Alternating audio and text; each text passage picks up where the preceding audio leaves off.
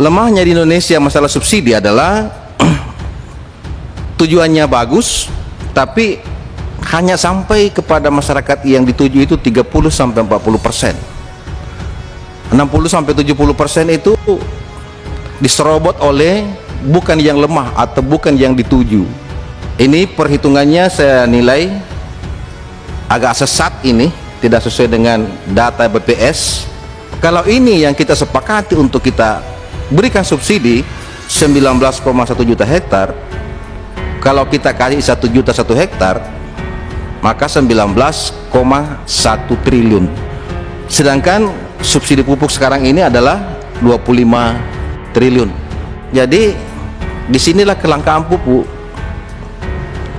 Sepanjang RDKK tidak dipenuhi, maka terjadi kelangkaan pupuk, karena dianggap bahwa yang mengajukan RDKK itu berhak untuk mendapatkan pupuk subsidi. Bahkan kami anggota DPR kalau datang ke dapil, ya kami dituntut terus, Bapak sudah berada di Komisi 4, kenapa pupuk terus langka? Perlu kita tahu bahwa orang yang miskin itu pendidikannya rendah, fasilitasnya terbatas, lemah dalam mengurus sesuatu. Kenapa ini pupuk tidak bisa dijual secara umum di pasar? Kenapa harus ditunjuk perwakilannya yang bisa menjual? Sehingga dengan demikian perwakilan-perwakilan itu sajalah yang bisa menjual pupuk ini. Tidak seperti dengan barang yang lain, seperti semen apa, itu kan dijual secara umum, bisa siapa saja ingin menjual itu bisa dijual. Kenapa pupuk harus ditunjuk oleh PT ini, PT ini, PT ini? Distributor itu ada dua, Pak. Ada distributor subsidi, ada distributor non subsidi. Namun demikian, untuk menjadi distributor non subsidi pun ada syarat-syaratnya, Pak, agar terpenuhi. Karena kami memang pembayaran kepada kami harus cash and carry itu, Pak. Yang penting tidak menyalahi ketentuan. Ya, saya minta kalau perlu seluruh Indonesia tambah sekian banyak. Setiap provinsi kalau perlu satu kabupaten tambahin satu yang non subsidi. Kan Anda tidak rugi, Anda tidak pusing. Anda beli, saya jual dari pabrik. Terima kasih sudah klik video ini. Jangan lupa tekan tombol subscribe untuk bergabung. Dalam hitungan saya persilahkan kalian untuk tekan tombol subscribe. 10, 3, 2, 1. Saya ucapkan selamat bergabung dalam channel ini. Assalamualaikum warahmatullahi wabarakatuh. Pimpinan yang saya hormati, teman-teman anggota Dewan, Deputi dan para Dirjen. Subsidi adalah kehadiran negara terhadap masyarakat yang lemah. Seliberal apapun negara, subsidi tetap penting, utamanya pada sektor-sektor yang memerlukan hajat hidup orang banyak. Saya ingin tanya kepada Dirut Pupuk Indonesia, apakah PT Pupuk atau pabrik-pabrik pupuk di Indonesia ini akan masih bisa jalan berdiri apabila subsidi pupuk dihilangkan? Karena saya melihat hidupnya di subsidi pupuk ini, pabrik-pabrik pupuk di Indonesia. Lemahnya di Indonesia masalah subsidi adalah tujuannya bagus, tapi hanya sampai kepada masyarakat yang dituju itu 30-40%. 60-70% itu diserobot oleh bukan yang lemah atau bukan yang dituju, akibat mekanisme dan cara yang keliru dalam memanage subsidi kita di Indonesia ini. Saya ingin kontra dengan perhitungan dari Dirjen PSP bahwa penerima manfaat itu 16,6 juta dikuivalen dengan 32 juta hektar luas tanam. Ini perhitungannya saya nilai agak sesat, ini tidak sesuai dengan data BPS. Total yang bekerja di sektor pertanian itu 37,75 juta orang. Orang yang memiliki lahan 0,5 hektar itu 14,4 juta. Yang 1 hektar 4,5 juta, yang 2 hektar ke bawah itu 3,7 juta, 19,1 juta hektar. Kalau ini yang kita sepakati untuk kita berikan subsidi 19,1 juta hektar, kalau kita kasih 1 juta 1 hektar, maka 19,1 triliun. Ya, 19,1 triliun. Sedangkan subsidi pupuk sekarang ini adalah 25 triliun. Persoalannya adalah kita lihat bahwa kita berdasarkan IRDKK. IRDKK ini sesat.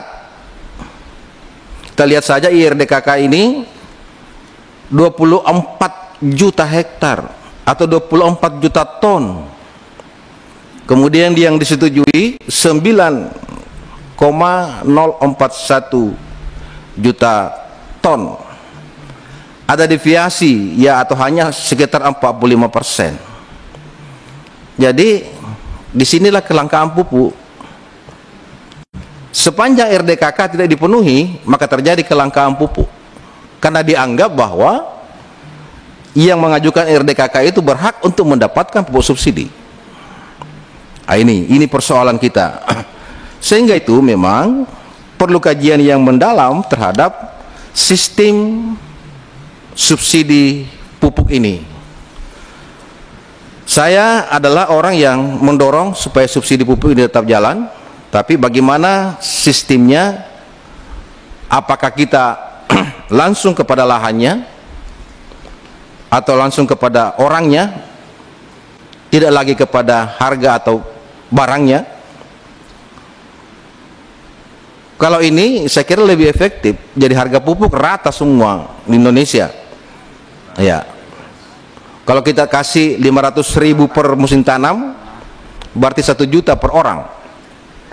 Dengan demikian cukup untuk membeli pupuk bagi mereka yang memiliki 2 hektar ke bawah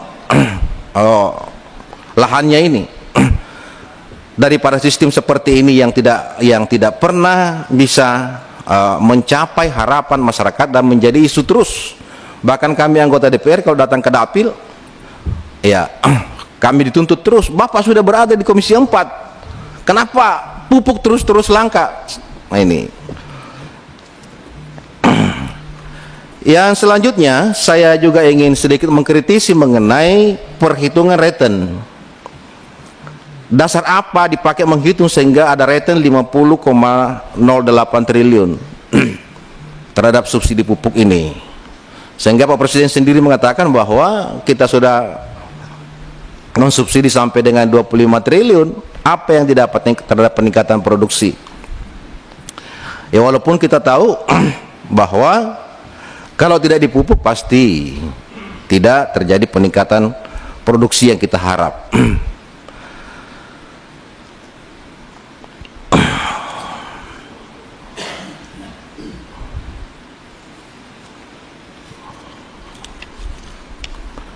Akhirnya kita ingin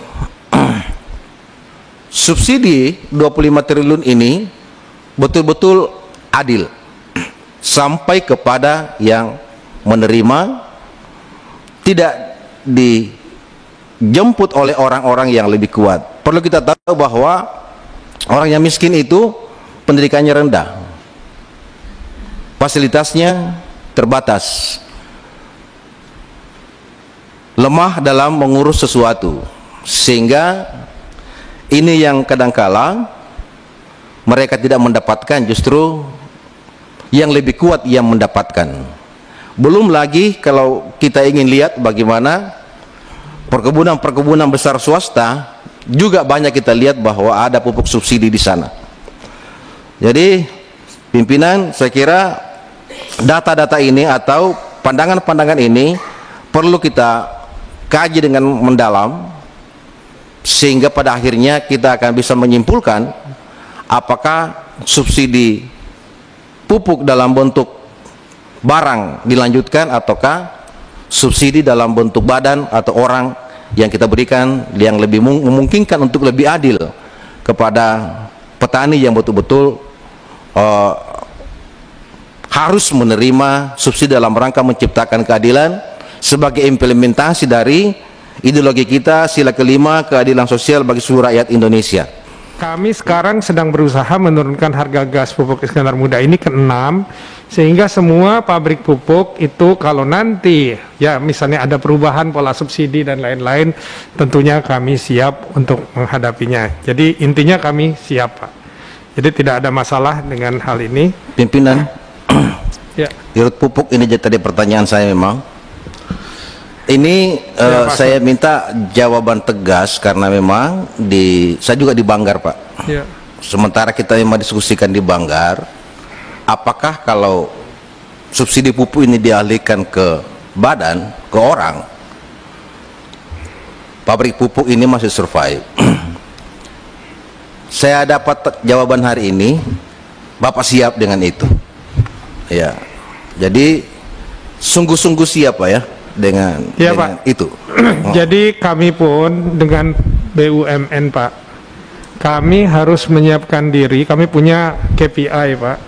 Jadi bahwa kami direksi ini mempunyai KPI direksi, dan di tahun 2024 itu kami harus siap terhadap yang Pak Soehardi tanyakan itu, Pak. Ya. Jadi apapun nanti yang dipilih oleh pemerintah kan itu bukan hak kami. Ya. Bahwa ini mau subsidi tetap subsidi. Dan saya kira Bapak lebih enak ya, lebih leluasa menentukan harga dan lain sebagainya, dengan tidak tercampurnya dengan subsidi pupuk ini. Ya. Cuma nanti memang harus dipikirkan, mudah-mudahan tidak timbul subsidi yang lain, Pak. Iya, ya. Makasih, Pak. Selanjutnya, Pak, saya ingin lanjut lagi sedikit mengenai data Bapak menyatakan bahwa pupuk cukup. Ya. Hanya kita rasakan semua anggota DPR ini merasakan bahwa terjadi kelangkaan di masyarakat. Jadi memang ini juga mungkin faktor distribusi. Ya. Kenapa ini pupuk tidak bisa dijual secara umum di pasar? Kenapa harus ditunjuk perwakilannya yang bisa menjual? Sehingga dengan demikian perwakilan-perwakilan itu sajalah yang bisa menjual pupuk ini. Tidak seperti dengan barang yang lain, seperti semen, itu kan dijual secara umum, bisa siapa saja ingin menjual itu bisa dijual. Kenapa pupuk harus ditunjuk oleh PT ini, PT ini, PT ini? Terima kasih. Baiklah, Pak Soehardi. Jadi sebenarnya kalau distributor itu ada dua, Pak. Ada distributor subsidi, ada distributor non subsidi. Namun demikian untuk menjadi distributor non subsidi pun ada syarat-syaratnya, Pak, agar terpenuhi, karena kami memang pembayaran kepada kami harus cash and carry itu, Pak. Jadi pemilihan distributor non subsidi pun untuk kalau memang dipenuhi kriterianya kami terbuka sekali. Kami bahkan mendorong sekarang adalah distributor non subsidi di berbagai daerah. Jadi bukan berarti kami menutup bahwa hanya itu saja. Silahkan saja siapapun bisa menjadi distributor non subsidi, dan sudah banyak ini. Pesertanya siapa saja, Pak? Siapa saja. Jadi kami kalau distributor, jadi untuk distributor tadi menjawab pertanyaan tadi masalah transparansi, kami saat ini karena memang sudah mendapat masukan dari Komisi 4, kami juga tentunya harus kami perhatikan bahwa transparansi itu hal yang penting. Nanti kami akan, kalau yang disubsidi ini, Pak, akan kami buka, Pak. Kita sedang menyiapkan di website supaya ketahuan tadi bahwa siapa sih distributor subsidi di berbagai daerah. Nah, untuk distributor non subsidi pun sedang kami siapkan. Jadi ini kami bertahap, ini kami lakukan tentunya bahwa kritik yang ataupun masukan-masukan yang kami terima ini adalah masukan positif bagi kami untuk perbaikan, Pak. Demikian mungkin, Pak Soehardi. Jadi gini, Saudara Dirut, yang paling gampang itu segera buat pengumuman. Siapa yang ingin menjadi distributor non subsidi dipersilahkan dengan syarat 1 sampai 10. Karena apa? Kalau distributor non subsidinya banyak, otomatis mereka akan beradu harga. Oh, saya punya lebih murah sedikit, tetapi saya akan menang nanti di volumenya. Ya silakan. Yang penting tidak menyalahi ketentuan. Ya. saya minta kalau perlu seluruh Indonesia tambah sekian banyak. Setiap provinsi kalau perlu satu kabupaten tambahin satu yang non subsidi. Kan Anda tidak rugi, Anda tidak pusing. Anda beli, saya jual dari pabrik. Ya.